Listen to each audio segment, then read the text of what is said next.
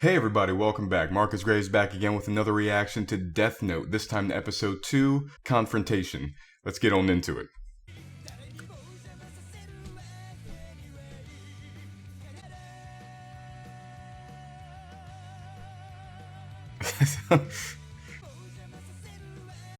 Who's this with blue hair? See, now he says know of my existence. Does he mean know that there's somebody out there? Or that it's Light who is doing this? Lighto.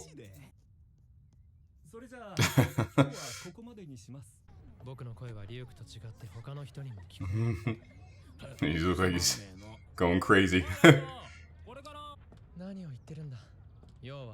He has people to kill.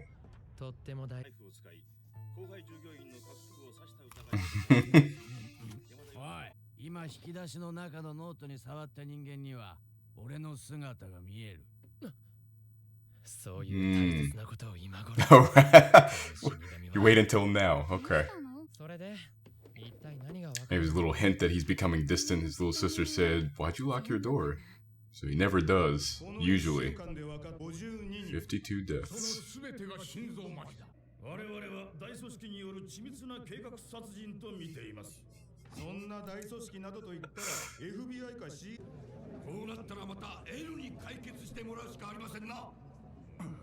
L. It's funny that his name is Raito. And his antagonist is going to be named El. If he has nothing to hide, nobody's interested in going in it.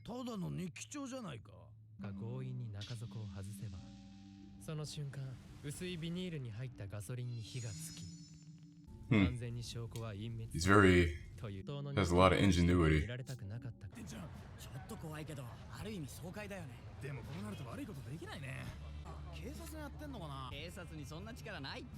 People are talking.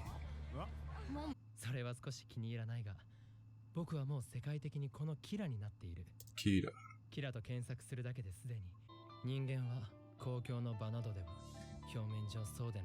But in private they can... yeah, indulge. If not indulge, expose.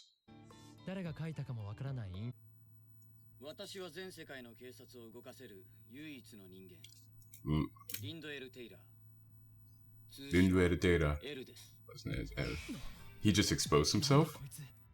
Or this is a decoy?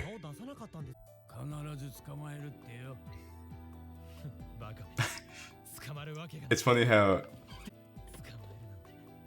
don't get too overconfident.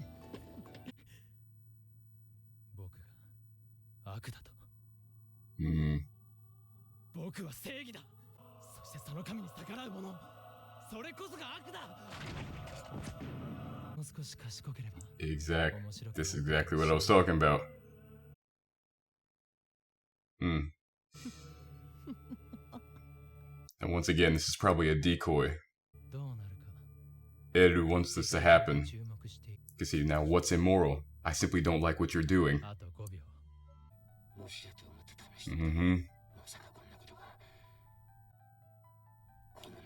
Your bitch ass got too overconfident. Your bitch ass has a god complex. And so he didn't sacrifice an innocent person.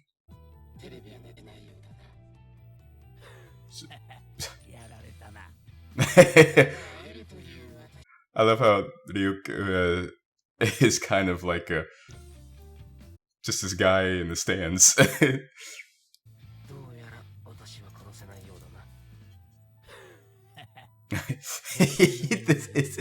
his bitch ass. So he has a, he has a beat on his location. He's at least narrowed the search. Yep.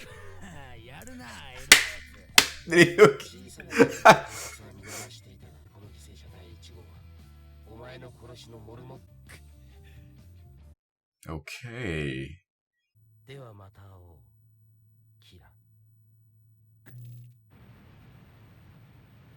Ed is a freaking boss.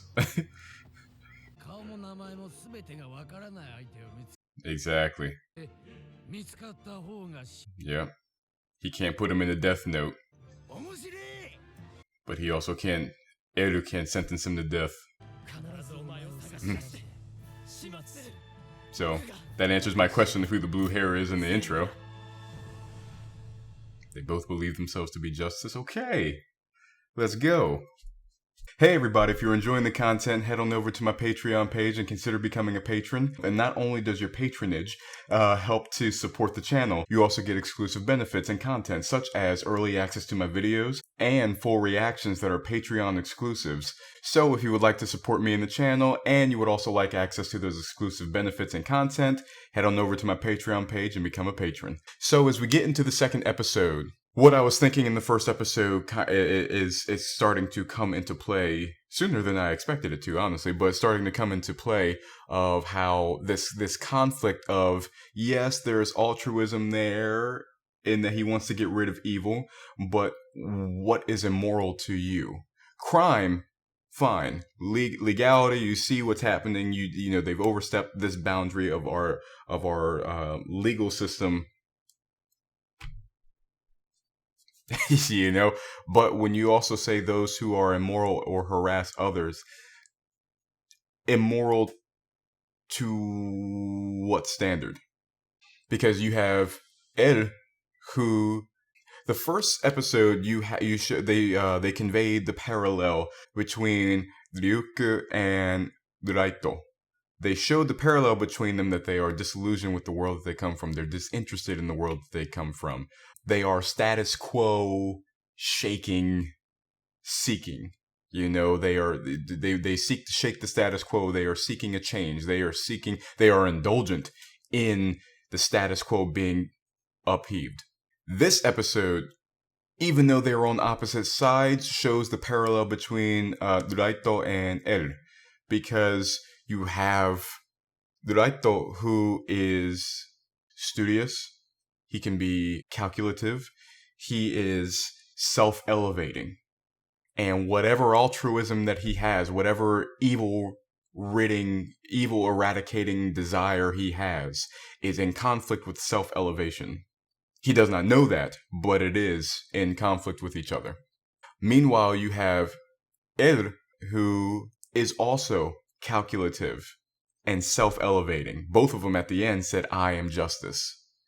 You know, he will not take any case. He's, you know, that other cases are beneath him. Oh, but this is exceptional. This is unusual. This has me interested. So neither one of them, both are doing good things for self-elevating reasons or self-interested reasons. So you could say Raito is a protagonist. He is the protagonist of the story. In his own story, if this story focused on Er, you would say that he's the protagonist. Neither one of them are good guys. Their actions result in decent to good things happening. Not to say that, once again, I did say that he has Raito has a evil eradication, crime eradication desire, which is fine, which in and of itself is good. What propels that, though, comes from a self-pride, from a self-elevation, from just wanting to see things change.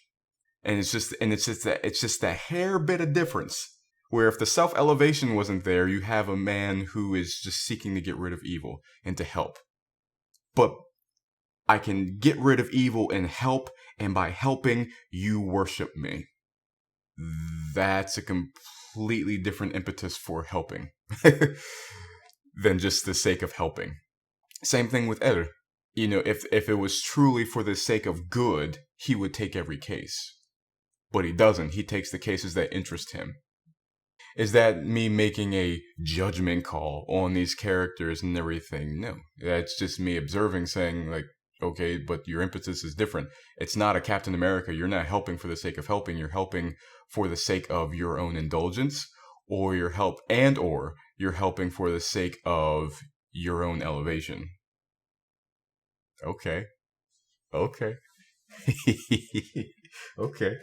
Let's go. Let's get into the shit. Let's get into it. Well, guys, I hope you enjoyed this video. If you did, please remember to like, comment, share, and subscribe if you're so inclined.